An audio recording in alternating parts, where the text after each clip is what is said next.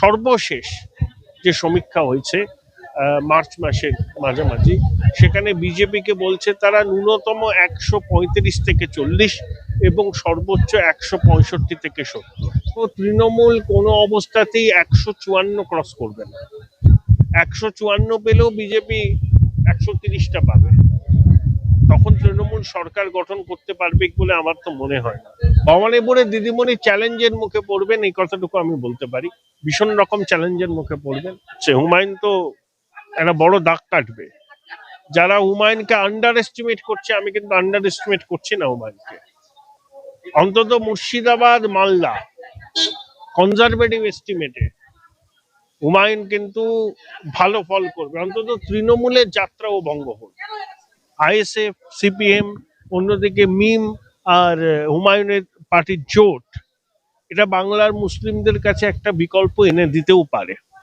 বাংলায় মুসলমান ভোটের 100টার মধ্যে 91টা 2021 সালে পেয়েছিল তৃণমূল কংগ্রেস। কোনো অবস্থাতেই সেই ফলাফলের পুনরাবৃত্তি তারা করতে পারবে না। বিশেষ করে মালদায় তৃণমূল খাতা খুলতে পারবে না, মুর্শিদাবাদে সিঙ্গেল ডিজিটে নেমে আসবে। কংগ্রেস ভালো ফল করবে মালদা, মুর্শিদাবাদ এবং উত্তর দিনাজপুর। আরাবুলের কি ভবিষ্যৎ হবে? ওখানে হাড্ডাহাড্ডি লড়াই হবে। আমার আশঙ্কা ওখানে না হিংসা হবে, ভাঙর ক্যানিং পড়বে। প্রার্থী তালিকা নিয়ে ক্ষোভ বিক্ষোভ তো সব দলে থাকে।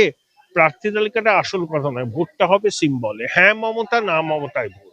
না মমতা ভোট যেটা আছে সেটা অধিকাংশ জায়গায় বিজেপির পক্ষে যাবে, আর হ্যাঁ মমতা ভোট তৃণমূলের পক্ষে যাবে। ঐশী এসেছেন বাংলায়, কার্যত হুমায়ুনের সঙ্গে তিনি রীতিমতো মমতা বন্দ্যোপাধ্যায়, অভিষেক বন্দ্যোপাধ্যায়কে হুঁশিয়ারি দিয়েছেন। আমার সঙ্গেই রয়েছেন অর্কপ্রভ সরকার, সাংবাদিক, কথা বলবো। বলছি, এই মুহূর্তে দাঁড়িয়ে ওয়াইসির সঙ্গে এই যে হুমায়ুনের যুগ্ম কনফারেন্স, এটা কি মমতা বন্দ্যোপাধ্যায়ের আতঙ্কের কারণ হবে?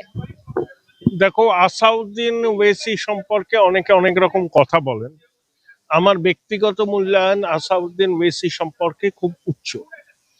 ওনার মতো পার্লামেন্টেরিয়ান বর্তমান সংসদে খুব কমই আছেন। উচ্চ শিক্ষিত, বহু ভাষায় পারদর্শী। হ্যাঁ, উনি মুসলিম স্বার্থ রক্ষায় রাজনীতি করেন, সেটা কোনো অন্যায় নয়। কিন্তু যদি আপনি বলেন যে আসাউদ্দিন ওয়েসি কি সাম্প্রদায়িক, আমি বলবো না। উনি ওনার কমিউনিটির স্বার্থ রক্ষার্থে রাজনীতি করেন, সেটা পরিষ্কার করে বলেন। এবং এই যে বিহারে নির্বাচন হলো, বিশেষ করে সীমাঞ্চল বলে যেটাকে, আরারিয়া, সোপল, কিষানগঞ্জ, পূর্ণিয়া, ওখানে মিম আশাতীত ভালো ফল করেছে, 5টা আসন পেয়েছে।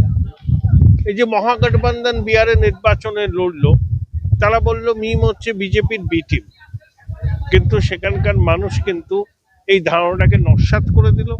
মহাগঠবন্ধন মাত্র 1টি আসন পেল, মিম পেল 5টা, আর এনডিএ পেল 14টা। তাহলে রাজমহল পাহাড়ের ওপারে যে অভিঘাত তৈরি হয়েছে মানুষের মনে মিন সম্পর্কে, সেটা মালদা, মুর্শিদাবাদ, উত্তর দিনাজপুরে পড়বে না, তার তো কোনো গ্যারান্টি নেই। হুমায়ুন কবির এবারের নির্বাচনে প্রভাব ফেলবেন, কতটা প্রভাব ফেলবেন সেটা সময় বলবে। কিন্তু ওয়াইসির সাথে এটা তো একটা বাংলায় ঝড় বইলো। বাংলায় মুসলমান ভোটের 100টার মধ্যে 91টা 2021 সালে পেয়েছিল তৃণমূল কংগ্রেস। কোনো অবস্থাতেই সেই ফলাফলের পুনরাবৃত্তি তারা করতে পারবে না।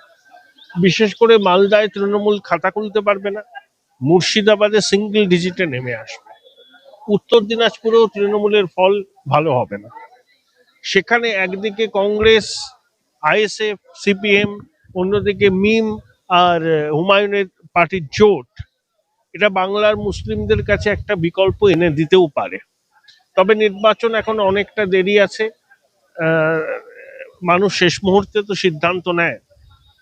যদি মানুষ মনে করেন যে এদেরকে ভোট দিলে পরে এদের প্রার্থীরা জিতবে, তাদের অধিকার সুরক্ষিত থাকবে, তাহলে দেবেন। আর তৃণমূল চেষ্টা করবে শেষ মুহূর্তে যে তারা বিজেপি বিরোধী লড়াইয়ের একমাত্র ফেস, তাহলে তারা চেষ্টা করবে মুসলমানদের ভোটটা 100টার মধ্যে 91টা নিয়ে নিতে আগের বারের মতো, কিন্তু সেটা সম্ভব হবে বলে আমার মনে হয়। দক্ষিণ কলকাতা, উত্তর কলকাতার বিজেপির যে প্রার্থী লিস্ট, তাতে মনে হয় বিজেপির জেতার ইচ্ছা আছে দক্ষিণ কলকাতা উত্তর কলকাতাতে? উত্তর কলকাতায় মানিকতলায় বিজেপি খুব ভালো প্রার্থী দিয়েছে, তাপস রায়। এই লেখাটাই কি করেছে? বেলেঘাটায় যিনি পুরনো উনি তো বিজেপির পুরনো লোক, 2016 সালেও দাঁড়িয়েছিলেন। হ্যাঁ, বরঞ্চ 2021 সালে বিজেপির প্রার্থী ওখানে একেবারেই পদের ছিল। তারপরে শ্যামপুকুর কেন্দ্রে যে ভদ্রমহিলা দাঁড়িয়েছেন উনি একদম ওখানকারই মানুষ। হ্যাঁ, তারপরে তোমার রিতেশ তেওয়ারি দাঁড়িয়েছে কাশীপুর বেলগেছিয়া, খুব ভালো ক্যান্ডিডেট। বিজয় ওঝা দাঁড়িয়েছে জোড়াসাঁকোয়, খুব ভালো ক্যান্ডিডেট। রাসবিহারীতে স্বপন দাশগুপ্ত দাঁড়িয়েছেন, লড়াই হবে। আর ভবানীপুরে তো নিজেই দাঁড়িয়েছেন বিরোধী দলনেতা, সেখানে লড়াইটা আরো আকর্ষণীয় হবে বলে আমার মনে হয়। প্রার্থী তালিকা নিয়ে ক্ষোভ বিক্ষোভ তো সব দলে থাকে, প্রার্থী তালিকাটা আসল কথা নয়, ভোটটা হবে সিম্বলে। হ্যাঁ মমতা, না মমতায় ভোট। না মমতা ভোট যেটা আছে সেটা অধিকাংশ জায়গায় বিজেপির পক্ষে যাবে, আর হ্যাঁ মমতা ভোট তৃণমূলের পক্ষে যাবে। আপনার কি মনে হচ্ছে তবু এখনো পর্যন্ত যে অঙ্কে তৃণমূল কংগ্রেস কটা হতে পারে? দেখো, বিভিন্ন সমীক্ষক সংস্থা সমীক্ষা করেছে তো, বিজেপিরও এরকম 3টে সমীক্ষক সংস্থা আছে। তৃণমূলের যেমন আইপ্যাক, বিজেপিরও তেমনি আছে। তারা 3 দফায় সমীক্ষা করেছে। সেপ্টেম্বরে তারা বলেছিল বিজেপি পাবে 90টা আসন। এসআইআর চালু হওয়ার পর জানুয়ারিতে সেটা বেড়ে দাঁড়িয়েছে 112টি আসন।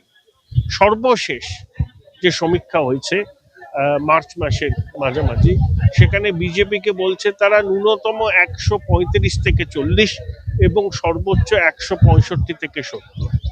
তাই বিজেপির এবার ফলাফল ভালো হবে। আমার ধারণা, দেখো, তৃণমূল কোনো অবস্থাতেই 154 ক্রস করবে না, কোনো অবস্থাতেই ক্রস করবে না, ওটা সর্বোচ্চ।